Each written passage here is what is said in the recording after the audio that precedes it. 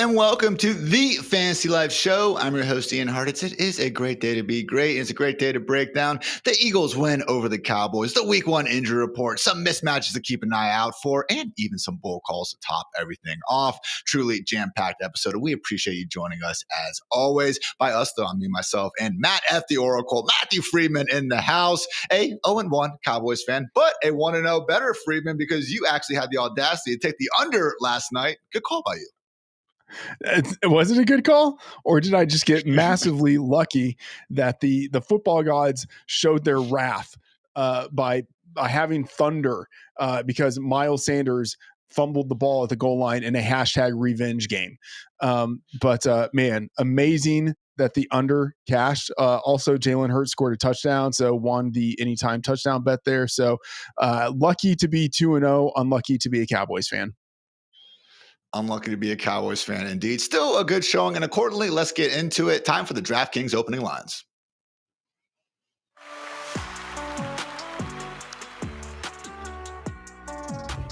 Overall, guys, Eagles took down the Cowboys 24-20. That said, good teams win, great teams cover, and the Cowboys did manage to cover as 7-point dogs.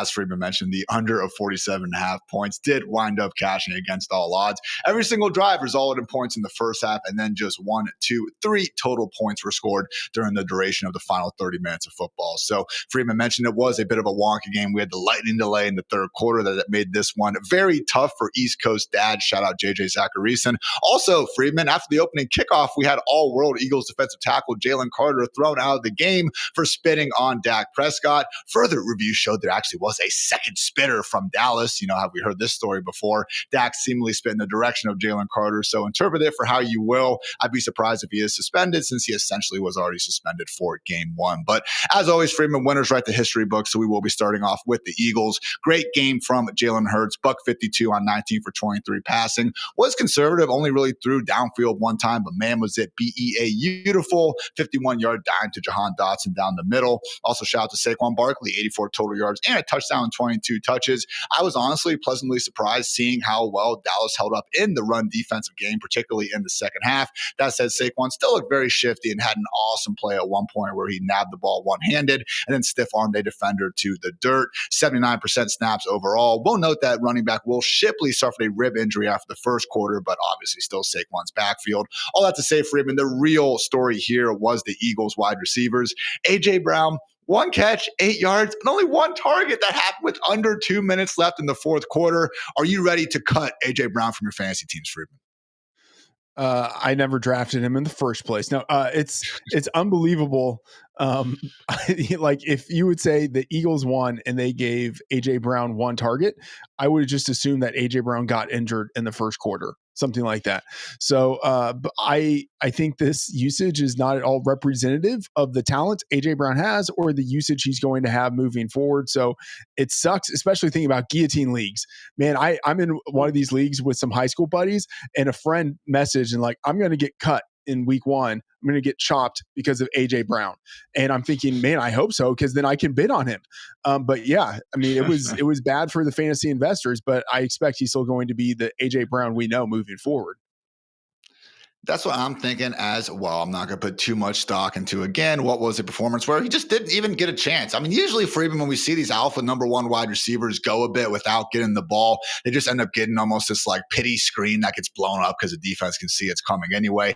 Wasn't even there for that. Wasn't even there for a fade. Like, come on, at some point, can you get this man the ball? I'm sure he was doing a lot of light reading on the sideline in the meantime. But again, it wasn't just AJB that had a rough game. Devonta Smith also didn't exactly blow up the scoreboard. 3 catches for 16 yards on just 3 targets. So again, Eagles are basically content to score 3 touchdowns in the first half, largely coast things off in the second half. Again, really was more of a great game from Jalen Hurts than anything. Didn't actually mention he had 62 rushing yards and 2 scores. Looked quick out there. Actually picked up 5 separate first downs while scrambling. We all know Jalen Hurts is a great downfield passer when he has a nice pocket, and obviously his work in the short yardage run game is spectacular. But man, when this dude is healthy and he can actually move around with some speed like he was last night, truly takes his game to another even more dangerous level. Freeman, let's talk about the Cowboys. Didn't look great in the box score, but my goodness, was it fantastic when you actually watch football with your own two eyes. Only 188 yards on 21 of 34 passing, but had not one, not two, not three, four different drops charged to none other than C.D. Lamb. Very unfortunate. Also had a hospital ball / seam route, thrown to Jake Ferguson that wound up being dropped. Could have been a touchdown. Didn't exactly count because Ferguson was later hit in the head. Got an unnecessary roughness penalty for it. So again, two absolute dimes to CD deep on the final drive of the game. Couldn't quite come down with them. It just sucks, Freeman, because again, Dak's going to, I'm sure, be facing the wrath from some of these talking heads out there. Not in the Fantasy Life show, believe me, because we are ball watchers over here. But, just unfortunate, Freeman, that really it was a situation where Dak did everything he needed to win the football game. Yeah, I thought Dak played really well just in terms of like the eyeball test. I mean, he even like scrambled once, which is something that we don't really see out of Dak Prescott anymore. Since the catastrophic injury a few years ago, he has really just dropped off as a runner, but he was able to do a little bit with his legs. And then of course, as a passer, he was on fire. I thought he was great navigating the pocket. He was throwing the ball where he had to, like with pinpoint accuracy, and dudes were just dropping it. But this was not a Dak lost us the game type of situation. Like Dak did what he needed to do for the Cowboys to win. They just didn't win.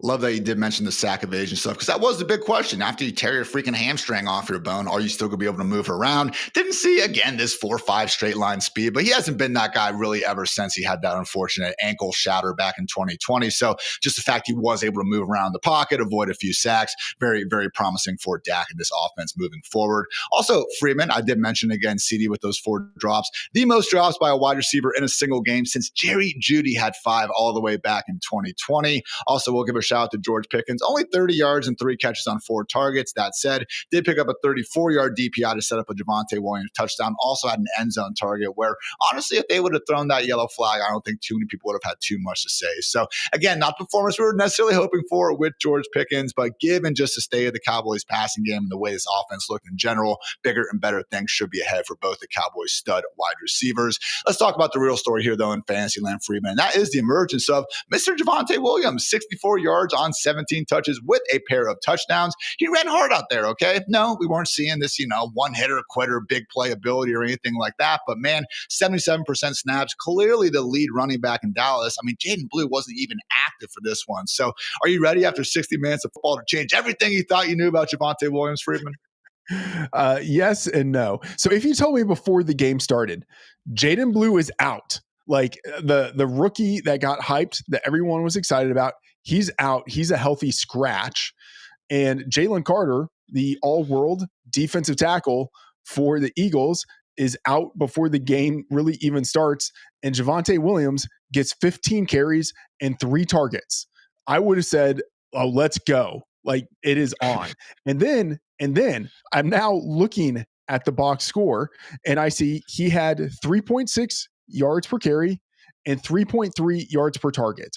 And I just think, like, okay, he's basically still the same guy that he has been since the ACL tear that he suffered in his second season. Since then, 3.6, 3.7, 3.6 yards per carry. He's not an explosive guy, but like, he looked good running. Like, it felt like he was giving the Cowboys some muscle, some juice in the running game. But I just look at the numbers and I think, all right, it's great that he got 15 carries and 3 targets. That's like a full-on workhorse type of role. That's great. And I think the Cowboys offense is going to be good. If he's able to keep that role, we can't count on 2 touchdowns every week, but like, we can count on, like 65 to 75 yards, which over the course of a season, that's not bad. I'll just say a guy who averages 3.6 yards per carry and 3.3 yards per target against a team that right before the game started lost its best defensive player, that guy's not going to be your starting running back for long. That's all I'm going to say. So Javonte Williams was productive. He got the workload. We love that. I would have liked to have seen him do more with the opportunities he got.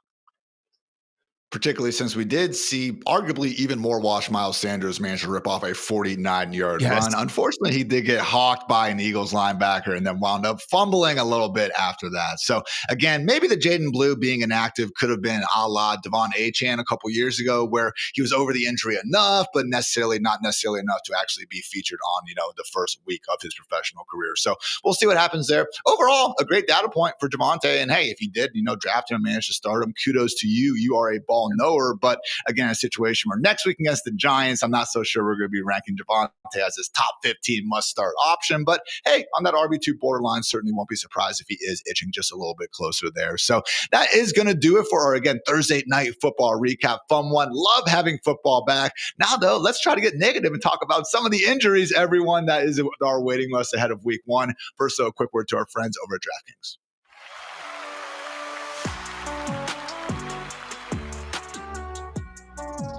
NFL Week 1 is here, and I am teaming up with DraftKings Pick 6 to give you a shot at their biggest bag ever. Right now, all DraftKings Pick 6 customers can enter for free. Hit your 6 picks, and just like that, you can land your share of $1 million or more in cash prizes. Here's the play. Pick more or less on 6 stats. Share it with your crew because more entries means a bigger bag. And if you nail all 6, you are in line for a cut of the cash. Head on over to the DraftKings Pick 6 app, and let's build the bag together. The crown is yours.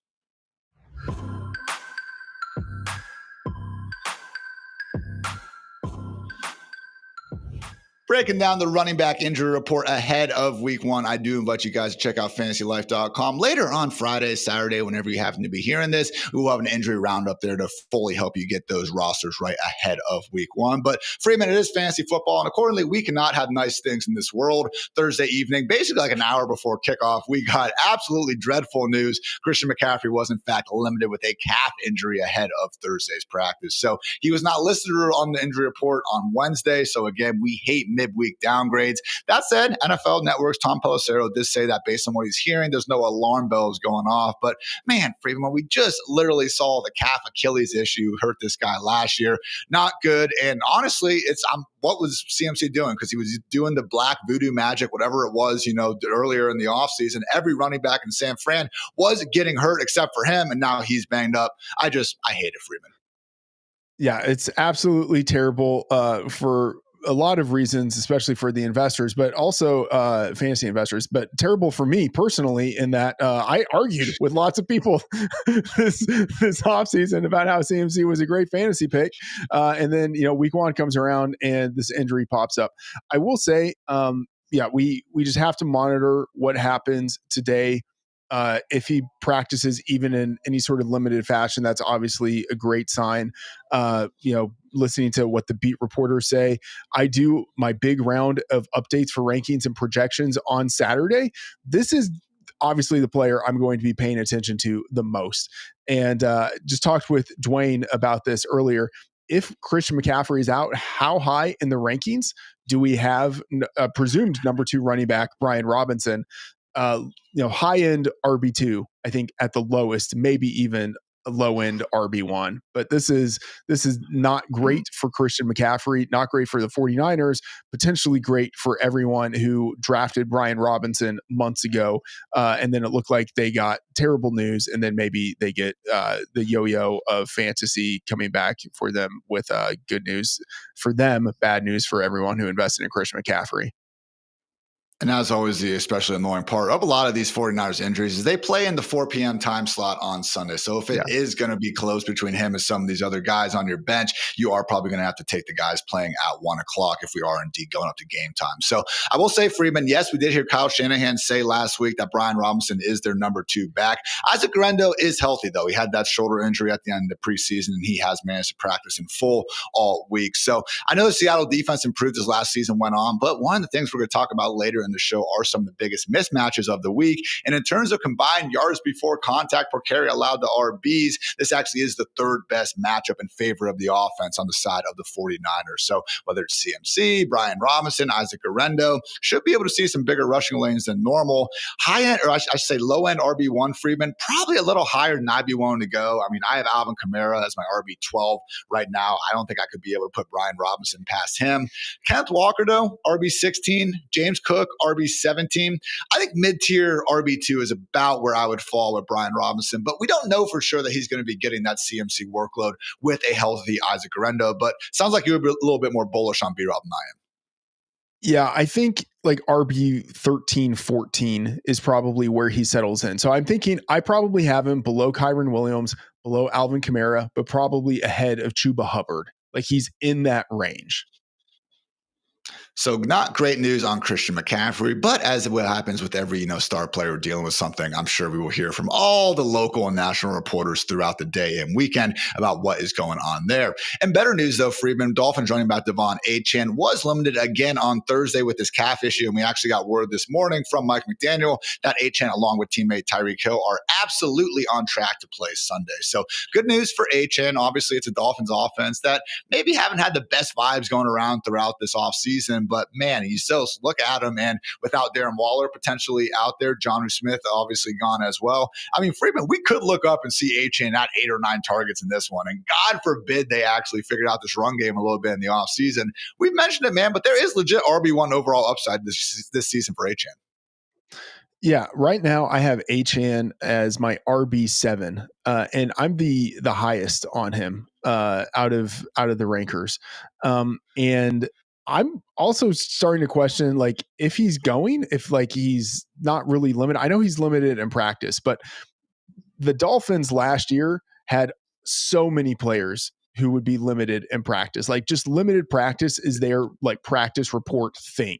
So I don't really put too much stock in it as long as guys are practicing every day. And so Devon Achane is my RB7. I still think I might be a little bit too low on him. Like I might move him ahead of Jonathan Taylor. Like I feel like RB6, maybe even RB5 is like the right, especially Christian McCaffrey is out. But I feel like he's the RB5.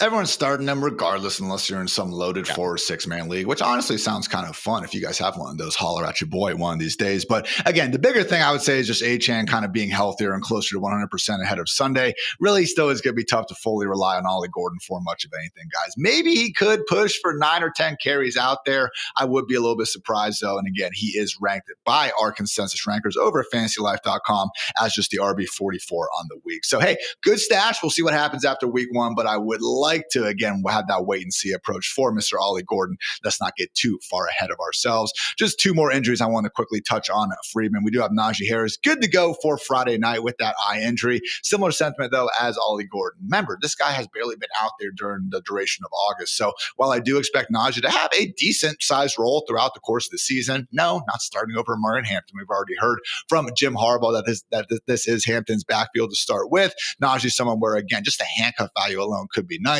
But yeah, please try not to start him this Friday night if you can help it. That said, Freeman, we do have some Bears running backs banged up. Roshan Johnson with the foot injury started off the week with the DMP, and Kyle Monungai with the hamstring injury is limited. So this one is on Monday night. Okay, so no one's trying to play Roshan or Monungai anyway, so that's fine. But man, DeAndre Swift, Freeman, if we get through Saturday and we see Roshan's out, Monungai's questionable, you can make an argument DeAndre Swift right now as a low-end RB2 is ranked a bit too low.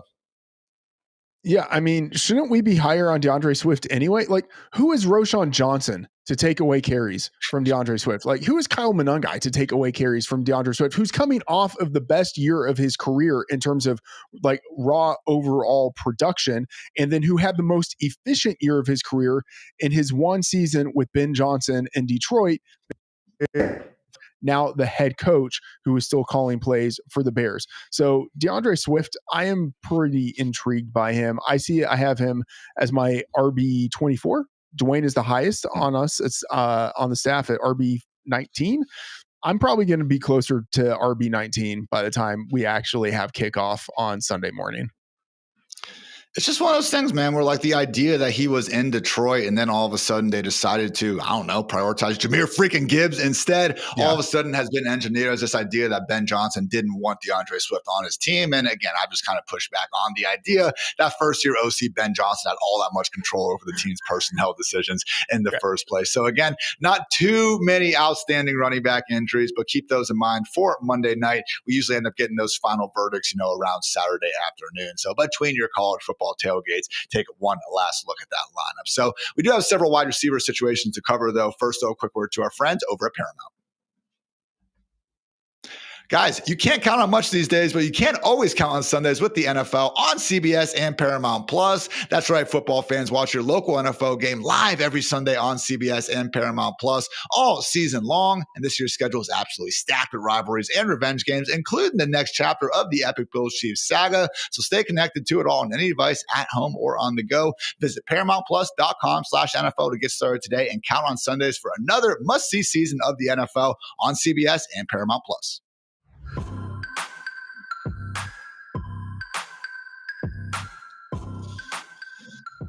Mentioned Freeman, but a few more wide receiver injuries that we have to get to. Not all bad, but we are going to start with one that does have the guy actively out for week one. Houston Texans wide receiver Christian Kirk dealing with a hamstring injury that, again, already has him basically ruled out for week one. Adam Schefter specifically said it is a strained hamstring. One source estimated it could be a 2-week injury, and the Texans will, quote-unquote, be cautious with him. So right now, again, we'll see what happens with Kirk, but yeah, would not be planning on having him for at least week one. And man, if he's a game time decision or something going to week two, going to be a little bit before we can fully trust him in fantasy land. That does open things up. Obviously, even a little bit more for Nico Collins, but let's face it, we were all feeling great about Nico even before this happened. So, Freeman, who do you expect to be the other beneficiary from Kirk's injury, and do you have a level of trust for one of Jaden Higgins, Jalen Noel, or Xavier Hutchinson? So one quick note on Nico Collins. This now bumps him up for me in the projections as the wide receiver too. I don't know if I'll have him that high in the ranks, but like the ceiling now is really high.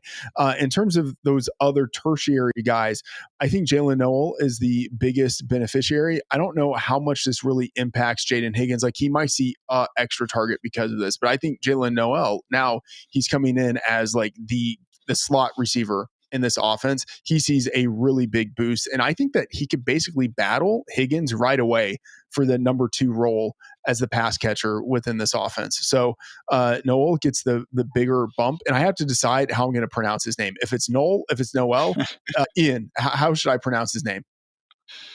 I'm an all-22 watcher, Freeman. I'm a ball watcher, and because of that, I don't hear how they actually pronounce the players' names. It's a sense of pride for me, you know? So, look, however you want to pronounce his name, Freeman, we're in some 14-team leagues with 3 flexes. I get it. I'm starting Jaden Higgins. I'm starting Darius Slayton in one of these, all right? So it can get gross at certain points. But that said, man, Marvin Mims right now is our wide receiver 50. Cedric Tillman's 49. Mooney's 48. Shaheed's 47. I'm not trusting any of these Texans over them right now. If you are in these deeper leagues and you want to, again, get Noel, whoever you want to call him, get him on the bench and see what happens, that's fine. But I am worried, Freeman, it could more or less just be kind of this 3 wide receiver rotation between the former Iowa State Cyclone wide receivers. Yeah, you're right. It could be a rotation there. And I've been told by producer extraordinaire Matt Swing in my ear that it's Noel. So we did learn something from this segment. Yeah. Look at that. And also look at this, guys. Darnell Mooney considered day to day after being limited on Wednesday and Thursday with the same right shoulder injury that actually knocked him out of week 18 last season. So Mooney's someone where, again, it was a weird situation where he originally suffered the injury in August and people didn't really freak out, had plenty of time. But then we got this weird answer from Raheem Morris or someone else in the Falcons organization that made it sound like it could be a little bit of a longer return. But for me, the fact that he is out there practicing, getting the day-to-day label, I feel pretty good about him suiting up this weekend. And I just mentioned Freeman. We do have him as our wide receiver 48 on the week. So sneaky solid flex play and maybe someone that honestly could put together a boom week if this matchup is maybe as high scoring as you think it might be. Yeah, significant upside for sure for Darnell Mooney. And the fact that he has the back-to-back limited practices is really encouraging. I mean, so it would indicate he's going to be out there again on Friday. And it's pretty rare for a guy to get 3 straight limited practices, even if he's limited, still not play on the game that's coming up. So Darnell Mooney, I would expect for him to be out there. And we saw what he did last year in a bounce back renaissance season he had with the Falcons. You know, I'm a little bit skeptical about Michael Penix Jr., but the dude does love to air it out, and that does cater to Darnell Mooney's skill set. And they are going against a Bucs defense that is vulnerable and is probably going to challenge them offensively, which could turn into a shootout in the indoor environment of the Mercedes-Benz Dome there in Atlanta. So a lot of reasons to be optimistic about the upside for Darnell Mooney.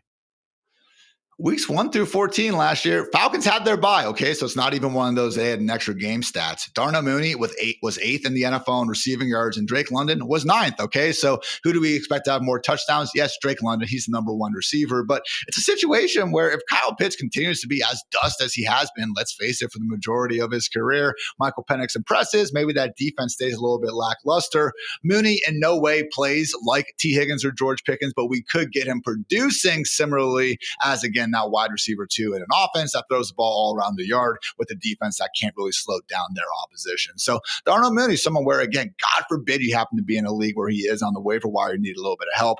I really do think he could be someone where right now we've been drafting him as this wide receiver 5. Wouldn't be surprised at all if he does finish closer to a wide receiver 3, which honestly is basically what he did last season.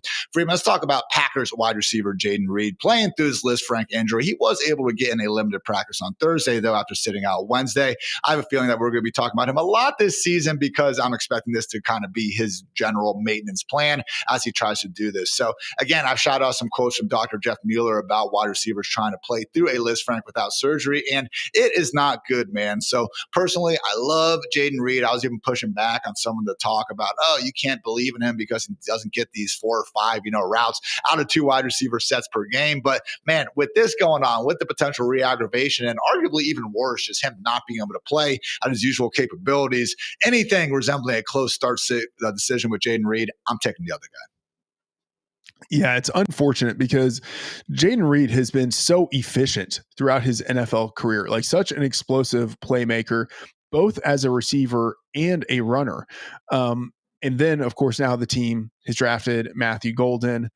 It's a situation where he's probably going to be less efficient because of the injury. And also now he has fewer opportunities coming his way because of Matthew Golden. And then there's the injury risk during the game and during the season that Jayden Reed has. So an unfortunate situation for him and for his fantasy investors, because you're not going to be able to trade him now really for anything. You're just going to have to hope that he ends up playing, stays healthy throughout the year, and is the same Jayden Reed this year that he's been the 2 previous seasons, although it is a tall task for him to be able to play up to that level. So yeah, I'm going to be pretty skeptical until we actually see him out there on the field playing at the same level that we've seen previously. Matthew Golden, the wide receiver 38 in our Fantasy Live consensus ranks. I'm a little bit higher as my wide receiver 35, but he is ahead of guys like Roma Dunze, Stephon Diggs, and the Bills wide receivers, amongst others, as a good option this week. God forbid Reed does end up getting ruled out, would result in an even bigger bump. Also, feel free to, again, fire up Romeo Doubs if you are in one of these deeper leagues and multiple bench spots, flex spots, I should say. And also, one of my bold calls yesterday, Freeman, was Tucker Kraft just being a bigger part of this offense overall. As we know, Matt LaFleur knows how to draw up some pretty great yak-friendly designs. I do think that we now will see Tucker Kraft on the other end of those a bit more often than the hobbled Jayden Reed. Last one here, actually 2 more, Freeman, because we do have some unfortunate Friday news go ahead and breaking. Malik Neighbors not practicing due to back tightness. So it is a situation where Dable said, he will be fine for week 1. But man, again, just like McCaffrey, maybe he is just fine. Maybe this is nothing. But if it was truly nothing, Freeman, he wouldn't have been not listed on the injury report and then added on Friday. So don't like this. This is a situation where Neighbors missed a good amount of training camp period. It was also because of a foot injury. So the foot, the back, we'll say Neighbors was someone who was kind of a staple on the injury report last season as it was. He even has that Julio Jones, Tyreek, kind of just feature where you see him hobble off. And just when you're checking your phone to see where he is, he's out there making another catch. So I don't want to freak out here. If Neighbors is active, we're obviously starting him, but it's not ideal, man. Oh, certainly not ideal, which means I'm going to drop him down in the rankings from my wide receiver 2 to, I guess, my wide. Yeah, as long as he's out there, I'm assuming he's going to be fine. And look, I'm also dealing with some bad bit. I expect Malik Neighbors to be out there this weekend, unless we get, on Saturday night, Sunday morning. But I think he's going to be out there, and it's encouraging to hear the affirmation already from his head coach to play. Rest up, Malik. Get that back a little bit looser. Hopefully you can as well, Freeman. So look, if it is a situation where Neighbors is not going to be able to play, obviously would be nice bumps up for Wan'Dale Robinson and Darius Slayton. But man, guys, at that point, we would be looking at an offense probably implied to score some of the fewest points of the week, despite, again, having a reasonable enough matchup against the Commanders. So I will say with this game being, I believe, in the 1 p.m. slate, yes, it is. Shouldn't be too many issues. I know we do have the Brazil game going on, but guys, just again, really would try to relax here. Maybe we get the questionable tag. That would suck, but I'm cautiously optimistic that, again, Neighbors should be good to go for week one, hopefully doing his thing, and that is working as one of the best wide receivers on the planet. So one more wide receiver to get through, Freeman, and that is Jawan Jennings, dealing with a calf injury. He has been listed as limited, though, back-to-back days, and he got some money. He actually got some incentives added to his contract, which I don't know why they can't just do that more for these guys, okay? Because I know, the Terry McLaurins of the world, they want their big-time deals, but just at a minimum, give these guys some, again, what's the word I'm looking for? Try to get some extra money, incentives. There we go. Try to get some extra money for actually accomplishing cool stuff on the football field. What is wrong with that? So Jawan Jennings was actually asked if he was happy with his new deal with the 49ers. He said, I like money. Don't you like money? Freeman, I like money. And I like the fact that Jawan Jennings is seemingly healthy enough to suit up. He deserves to be right there in the wide receiver 3 conversation. Yeah, everyone likes money. And I'll say the Christian McCaffrey injury might factor into the Jawan Jennings ranking as well. I mean, obviously, Brian Robinson, Isaac Guerrero, they would get a boost if Christian McCaffrey's out. But I would also expect if McCaffrey's out for some of the attack with the offense to shift towards the receiving game. That would obviously benefit Jennings. Right now, I have him as my wide receiver 43. I think he has a tough matchup against the Seahawks secondary that I have a lot of respect for, with Reek Woolen on the outside and then Devon Witherspoon on the inside. But Jennings, I probably am going to move him up a little bit in the rankings. I do expect him to play. I think he's going to, I don't want to say get the full workload that we saw him get last year when Brandon Ayuk was out and, Deebo Samuel was in and out, but I think it's going to be close to that. I do think he's going to be the number one wide receiver in the offense for week one.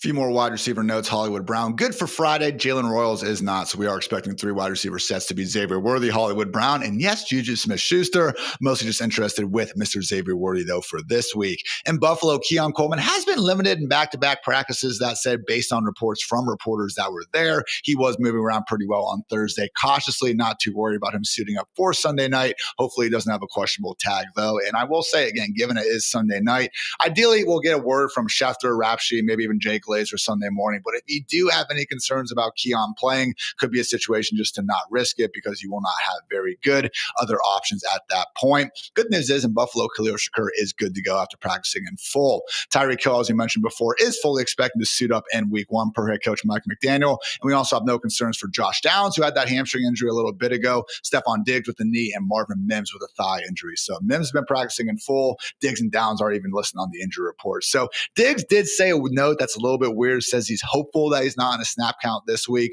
Again, it's a situation where just based on our ranks, we're trying to bake in some of that uncertainty. That's why he's closer to wide receiver 40 as opposed to maybe wide receiver 30 like he could be if we can, in fact, verify that Diggs is out there moving around well. And again, not on a pitch count of sorts. Freeman, we also wanted to go through some quarterback and tight end injuries, mostly just tight end because quarterback's seemingly healthy right now. Matthew Stafford not even listed on the injury report after this back issue that has led to many online actually wondering, is this still the real Matthew Stafford with us, or could he be a clone? I'm going with that. This is, in fact, the real one, Freeman, and accordingly, I'm pretty happy for Puka Nacua and Devontae Adams in this spot.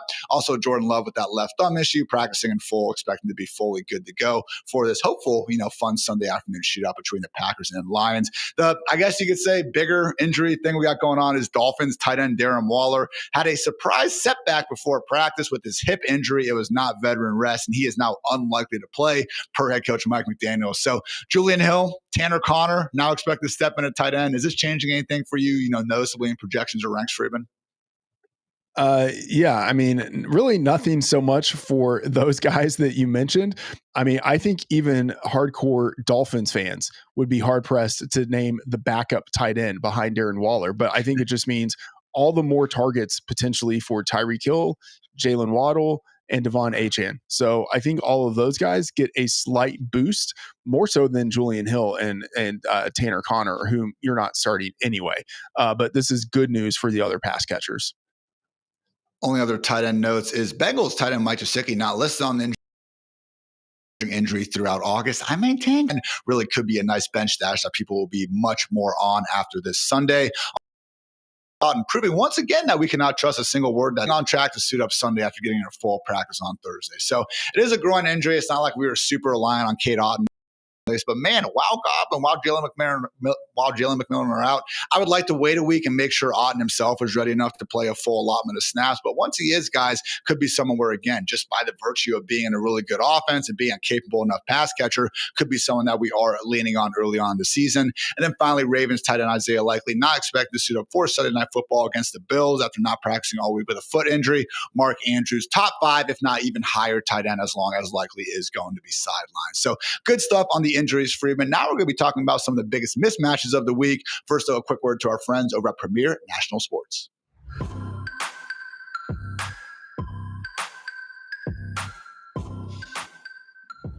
Freeman was at some high school football games last night. I'm actually going one tonight. Go Dublin Jerome Celtics. So if you or someone you know actually knows a high school athlete looking to take their game to the next level, let them know about Premier National Sports and let them know that they're the team to help you through that entire process. Maybe I'll just go ahead and set up a tent at the game and tell everyone about Premier National Sports instead of watching the game, because Freeman, they really are that awesome. Again, just in the entirely new age of NIL and everything that goes along with that, it can be tough to know what's going to be waiting for you when you're trying to get, again, not only a college education, not only the right football team, but also hopefully an NIL bag out there, okay? You're worth some money. Go ahead and take advantage of that. And again, Premier National Sports is your trusted recruiting and NIL resource for helping high school athletes and their families take their game to the next level. So check them out if you haven't yet. You can get in touch with their team at premiernationalsports.com.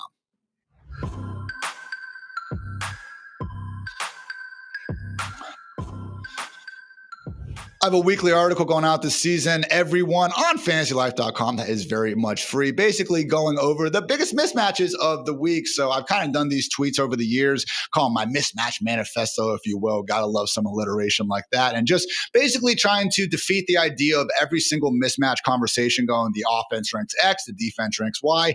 I've combined these, promoting synergy, gotta love that, shout out, into a one-way street metric to try to, again, just show us the biggest mismatches in all different facets of the game. So one of the things I want to start off with, and we'll have some handy-dandy charts to show you guys, is pressure, because Joe Burrow, man, is looking like he could be under quite a bit of it against the Cleveland Browns. So yes, I know it's the Browns and it's Joe Burrow, okay? So we are still firmly ranking him as the QB5. Please don't bench Joe Burrow. But man, Freeman, when you start digging into this a little bit, we are talking about a Browns defense that with Myles Garrett has ranked second and first in pressure rate over these past 2 seasons. And given some of the issues on the Bengals offensive front, we are projecting, based on 2024 numbers, Joe Burrow to have the second biggest pressure disadvantage behind only Cam Ward this week. So again, we got Myles Garrett, 4-time All-Pro edge, who did manage to return to practice on Friday, by the way, so expecting him to play. They just drafted Mason Graham 5th overall in the 2025 draft. He made me and the rest of Columbus very, very upset a few short months ago. Heck, they even signed Malik Collins to a 2-year, $20 million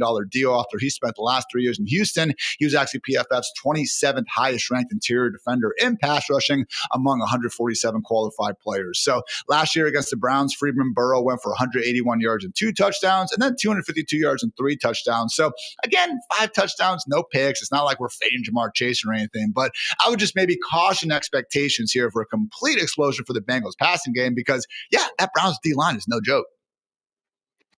Yeah, I mean, obviously the Browns D line is keyed by Myles Garrett, but there are other guys there who are really good. And then Denzel Ward, I think, is one of the top. I mean, he's one of the top cornerbacks in the league, and having a strong secondary also helps with a rushing attack there. So I do think that is a situation of a good defense going against a subpar offensive line. And Jim Schwartz, the defensive coordinator for the Browns, like, he's just always had pretty strong pass rushes, and he has no problem bringing pressure. And so I agree with you. Writing the Freeman's Favorites article at the beginning of the week, I always kind of look through and I start at the quarterback position and think about the passing attacks and the guys I really want to focus on. And I looked at Burrow and I was just like, maybe not this week. Like maybe not week one divisional game. Burrow tends to start slow anyway, historically throughout his career. Like week one, week two, those haven't been like the strong Burrow games. It takes that Bengals offense a little bit of time each year to get going. So especially in division against a really hard-nosed defense like the Browns, who I think bounce back some this year. I'm not saying you bench Burrow, but you temper expectations. And that was one of the reasons why Burrow and the starters actually were getting out there a bit in the preseason. They did want to try to overcome some of those slow starts that they've had in past years. We'll see if that works out. But yeah, I love the note on Denzel Ward, because actually a month or two ago, they interviewed Jamar Chase and asked him who he thought the toughest cornerback that he's faced was. And he did give the respect to Denzel Ward. Go Buckeyes. More quarterbacks who could be under a lot of pressure this week: Aaron Rodgers, Cam Ward, Brock Purdy, JJ McCarthy, and Russell Wilson. Meanwhile, quarterbacks who could have all day to throw based on some of these numbers, guys: Baker Mayfield, Trevor Lawrence, again, one of our favorite streamer-ish starts of the week, Bo Nix, and Tua Tagovailoa. So good stuff there in the passing game. Freeman wanted to also highlight a running back who could have a really good, just chance to boom this week. And no, it's not someone super obvious, because when we're looking at combined RB rush yards before contact per carry, four guys stick out as having the best matchups of the week. Saquon Barkley maybe wasn't, the easiest sledding last night, but he went ahead and got there, scored the touchdown. Derrick Henry, Christian McCaffrey, and none other than Tyrone Tracy. So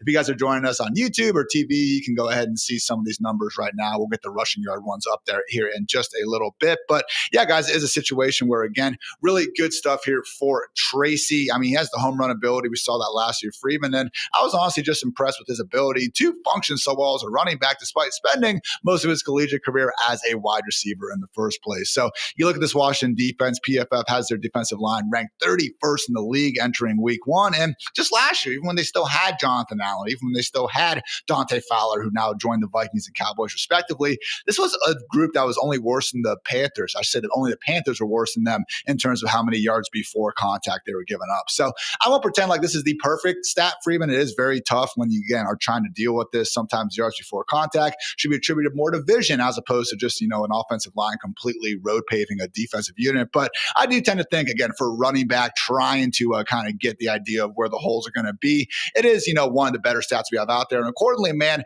I am confident in firing up Tracy as a preferred low-end RB2 this week. I'm with you. Tracy was one of the guys that I mentioned in my Freeman's favorites running back edition.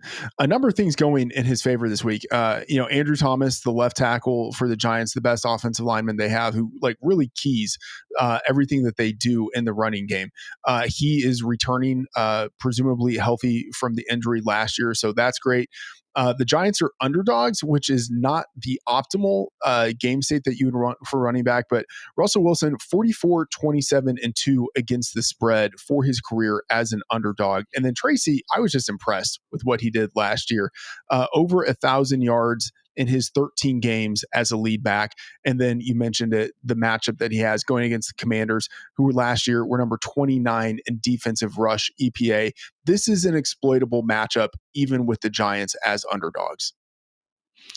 100%. And again, I do like the Giants' chances of potentially shocking the world and becoming one of these wonky week one underdogs to go ahead and win outright. Certainly would be a lot easier, though, if Malik Neighbors is going to be out there to play. So that Giants pass rush could cause some problems for Daniels and honestly any offensive line in the league out there this year. So again, expecting kind of this ugly game where maybe Tyrone Tracy pops one at the end to go ahead and give him that upset win. So a few more good running back matchups this week. We do have James Conner, the Vikings RBs against the Bears. We'll see how many improvements Chicago has made on that side of the ball, and also the Jaguars RBs. So if you are, again, looking for that tough flex play, maybe enough going in Travis Etienne's favor to go ahead and give him the nod this week. Meanwhile, some bad matchups do feature the Steelers, Titans, Patriots, and Dolphins running backs. That said, good news for Jalen Moore and Tony Pollard, Travion Henderson, and Devon Achane is that they are very capable of catching passes. So generally, guys, matchups, it's a good tiebreaker, but I am going to lean on the volume more times than not in these sort of situations. So only other stuff I would say from the article, which again, invite you to check it out, fantasylife.com, is that just in terms of passing fireworks potential, man, Lions, Packers, Buccaneers, Falcons, and Ravens, Bills stand out as, again, both sides really having capable passing attacks. So if you are a betting man or woman, want to throw a few bones on those overs, I do not think that's a crazy idea. And also, Freeman, I just wanted to bring up, man, we have two secondaries I think maybe we should make a habit of picking on, okay? We've talked about the Bengals, the Cowboys, maybe even the Falcons being these, again, bad defenses, good offenses that create these great environments. So we also have a situation where the Bills, they have multiple banged up cornerbacks in Christian Benford and Tre'Davious White. Benford got back to a full practice, so he should be good to go. But man, you already got Maxwell Harrison on IR. That's not great when you're welcoming Lamar Jackson and company to town. Big reason why Dwayne McFarland out of left field went with Rashad Bateman as a sicko start this week. And also just this Dolphins cornerback room, man, it really is sad right now. We got Ethan Bonner banged up. Something named Storm Duck is supposed to be their cornerback one this season. He's basically surrounded by veterans who have been on 3 teams since 2023 or just undrafted free agent rookies or second-year players who haven't proven much. So these Dolphins and Bills secondaries, Freeman, really are 2 units I want to try to target this year. Absolutely. And with the Dolphin secondary in general, I believe that they have 4 new starters in their secondary. And, not all of those guys are bad. Obviously, you have free safety Minkah Fitzpatrick, who's a great player, but then it's just like other dudes in the secondary. So would like to target the Dolphins. And then I'll also say the Las Vegas Raiders. I mean, I think their defense is bad in general. And even though they have a new coaching staff, they retained their defensive coordinator from last year, Patrick Graham. And so I'm not really expecting much year over year unit improvement. And then they have 4 new players, 4 new starters in their secondary, 3 of whom are at the cornerback position. And so I'm expecting a bad defense with a lot of like secondary discontinuity, which early in the year, they could really be bad in coverage. So I'm going to add to the list of teams that you mentioned earlier. Okay. I'm going to add the Raiders as a team that I also really want to attack with wide receivers. Now, that said, again, we are talking about Raiders defense and Max Crosby. And this Dolphins defense, particularly after they got some of those guys who were injured last year back, man, not saying they're the Giants in terms of just having 4 monsters in the front 7, but they're not too far behind. Chop Robinson was fantastic as a rookie. They got Jalen Phillips back now. Bradley Chubb and Matthew Judon on the other edge, man, that is quite the foursome of pass rushers they can be rolling through. Also spent a first-round pick on Michigan man Kenneth Grant there in the middle. So we'll see. Again, I understand pass rush coverage. They do go hand in hand, but I tend to, for wide receivers, to focus more so on the coverage at hand because, as we've seen, quarterbacks always capable of getting that football out fast when they really need to. But yeah, guys, again, check out the rest of the article on fantasylife.com. But now stay tuned because it is time for some Freeman Bowl calls.